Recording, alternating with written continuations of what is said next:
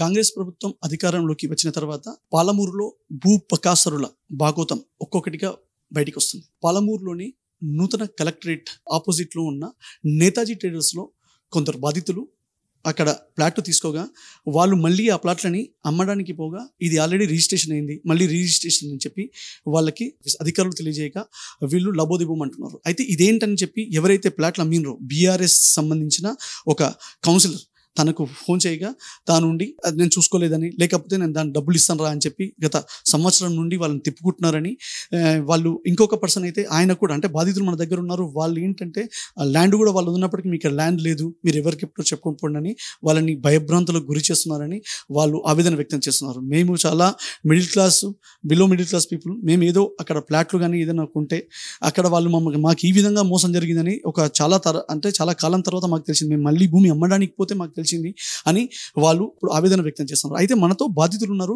వారిని అడిగి వారికి జరిగిన మోసం ఏంది, అసలు ఏం జరిగింది, ఎవరు ఆ బీఆర్ఎస్ నాయకులు, ఏం జరిగిందని వారి మాటలో తెలుసుకునే ప్రయత్నం చేద్దాం. నా పేరు రవి. 2021లో పాల్కొండ కౌన్సిలర్ మూసా నరేందర్ నాకు ప్లాట్ అగ్రిమెంట్ చేసిండు కొత్త కలెక్టర్ ఆఫీస్ ఆపోజిట్లో. 2021లో అగ్రిమెంట్ చేసి అడగంగా 2022లో నాకు రిజిస్ట్రేషన్ చేసిండ్రు. రిజిస్ట్రేషన్ చేసిన తర్వాత నాకు అవసరం ఉండి నేను అమ్మడానికి వెళ్ళినప్పుడు అది డబుల్ రిజిస్ట్రేషన్ అని తేలింది. అతనికి చెప్తే వేరే అరే తప్పు అయింటది, వేరే ప్లాట్ ఇస్తాని ఇంతవరకు ప్లాట్ ఇస్తలేడు, అమౌంట్ డబ్బులు కూడా ఇవ్వట్లేదు, సతాయిస్తున్నాడు. మీకు అంటే డబుల్ రిజిస్ట్రేషన్ జరిగిందని మీకు ఎప్పుడు తెలిసింది? మీరు ఎప్పటి నుండి ఆయన మళ్ళీ అడగడం జరిగింది? 2023లో నాకు డబ్బులు అవసరం ఉండి అమ్మడానికి వెళ్ళినప్పుడు వేరే వాళ్ళు ప్లాట్ పైకి దగ్గరకు వచ్చి ఇది నా ప్లాట్ అని వాళ్ళు అనడానికి నేను ఆయన కాల్ చేస్తే అదే డబుల్ రిజిస్ట్రేషన్ కావచ్చు, నీకు అమౌంట్ అని ఇస్తా, లేకుంటే వేరే ప్లాట్ అని ఇస్తాను. ఇంతవరకు ఫోన్ లిఫ్ట్ చేస్తలేడు, వెళ్ళిన ఇంటి దగ్గర కూడా వెళ్తే కూడా ఎప్పుడు ఉండట్లేదు. అయితే దీనిపైన మీరు అంటే అధికారులని ఎవరైనా అంటే డిపార్ట్మెంట్ పోలీస్ డిపార్ట్మెంట్ ఏమైనా ఆశ్రయించడం జరిగింది. ఈరోజు కంప్లైంట్ ఇచ్చాను, రేపు కలవమని చెప్పారు. నా పేరు డి రవీందర్. ముందల కలెక్టరేట్ ముందల 271, 272, 269 సర్వే నెంబర్లా మాకు తాతల నుంచి వారసత్వం నుంచి వచ్చిన 10 గుంటల భూమి అంటే ఆల్రెడీ మాది అమ్మినాం అప్పుడు. అయితే 10 గుంటలలో 5.5 గుంటలు నేను అమ్మినాక ఇంకా నాకు 4.5 గుంటలు అదే ప్లేస్లో ఉంది.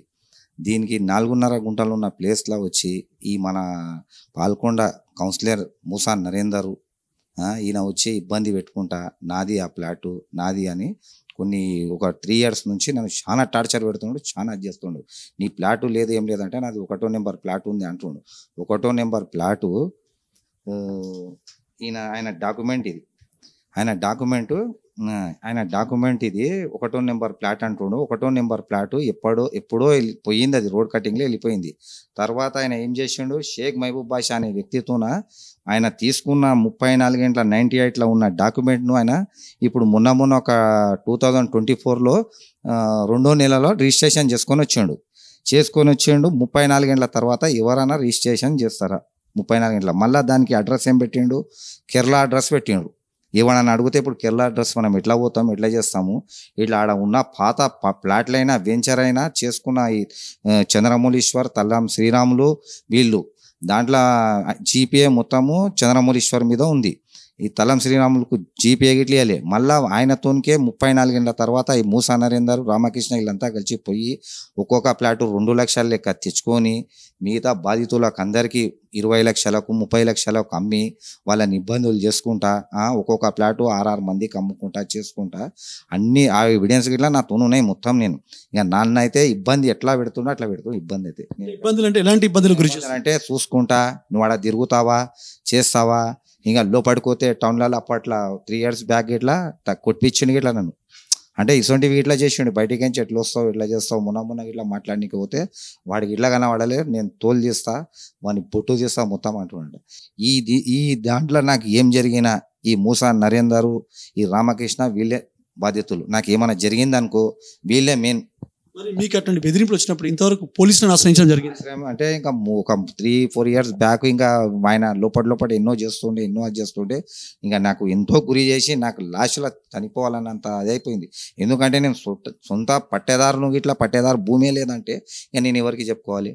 అంటే నువ్వు ఆడ ఉన్న కౌన్సిలర్ అని ఇదంతా గత ప్రభుత్వంలో ఇప్పుడు చేసిర్రో ఏం చేసిర్రో కానీ ఈయన అన్యాయాలు అయితే ఎక్కువ ఉన్నాయి. అట్లకించి మొత్తం అన్యాయాలు ఆ సర్వే నెంబర్లో కాదు, బైపాస్ రోడ్లో కాదు, ప్రతి బాధ్యతలు ఉన్నారు. వాళ్ళు వస్తలేరు ముందరికైతే నేనైతే డైరెక్ట్ చెప్తున్నా. ఎందుకంటే ఆయన ప్రతి ఒక్కరిని హింసిస్తున్నారు. ఇప్పుడు బాధ్యతలు కాదు, ఇటువంటి బాధ్యతలు ఇంకా 20-30 మంది ఉన్నారు.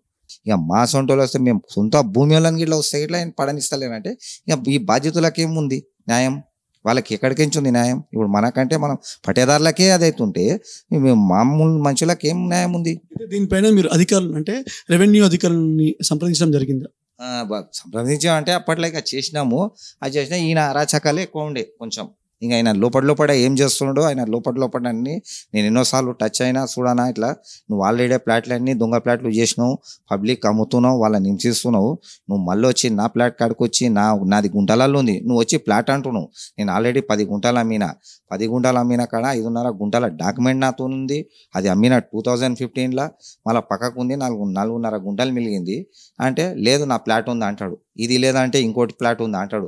అరే నీ ఉన్న 1వ నెంబర్ ప్లాటే లేదు అంటే మళ్ళీ ఆ ప్లాటే రోడ్ కటింగ్లో పోయింది అంటే ఈనాడు చేస్తలేడు. ఇంకా 40 మందిని 50 మందిని తాగుతుంటారు, వస్తుంటారు, మంది మీద పడుకుంటా కూర్చుంటారు.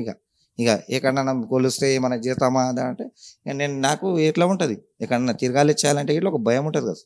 ఏమన్నా అట్లా ఇప్పుడు ఎంతమంది బాధ్యతలను ఎంతో హింసిస్తున్నాడు, ఎంతో చేస్తున్నాడు. నేనైతే ఆయనతోన తకాంచిపోతున్నా. ఆయనకి ఏం లేదు ఆడ. మళ్ళా నేను పొయ్యేండు ఉసుకే మొత్తం మట్టి వేసుకున్నాడు, రాళ్ళు పెట్టుకున్నాడు, అన్నీ ఆయననే చేస్తుండు.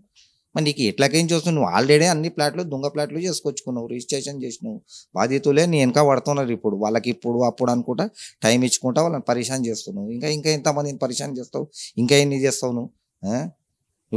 ఆ గవర్నమెంట్లో నుండే ఆ గవర్నమెంటే సగం నాశనం చేసిండు. అట్లకించి పాల్కొండ విలేజ్ నుంచి మొత్తం అక్కడి నుంచే మొత్తం విలేజ్ అంతా పాల్కొండలో మొత్తం నాశనం చేసి పెట్టిండు. ఇప్పుడు ఇట్లా కూర్చొని నాది అంటే మేము ఎవరికి చెప్పుకుంటాం? ఇప్పుడు వాళ్ళ నేను కాంటాక్ట్ అయినా సార్ గిట్లా రేపు డాక్యుమెంట్స్తో సహా సార్ రూరల్ నుంచి ఫోన్ చేసిండ్రు, ఇంతకుముందు చేసి రమ్మని చెప్పిండ్రు. పొద్దుగాల 9 o'clock వెళ్ళాలి నేను. ఇది బాధితుల ఆవేదన. అయితే వీళ్ళు అంటే వాళ్ళ భూములు పెట్టుకొని వాళ్ళ ప్లాట్లు పెట్టుకొని కూడా డబుల్ రిజిస్ట్రేషన్ చేయడం కానీ భూములు మీరు లేదని చెప్పి వీళ్ళని బెదిరింపులు గురి చేస్తున్నారని వారు ఆవేదన వ్యక్తం చేస్తున్నారు. అయితే వీరు అధికారులను ఆశ్రయించడం జరిగింది. అధికారులు కూడా నేను మీకు న్యాయం చేస్తామని వారు చెప్పడం జరిగిందని, రేపు ఉదయం స్టేషన్కి రావాలని అధికారులు వీళ్ళని పిలిచారని తెలియజేస్తున్నారు. కెమెరా పర్సన్ శివకుమార్తో రమాకాంత్ రెడ్డి, ఆర్టీవీ న్యూస్.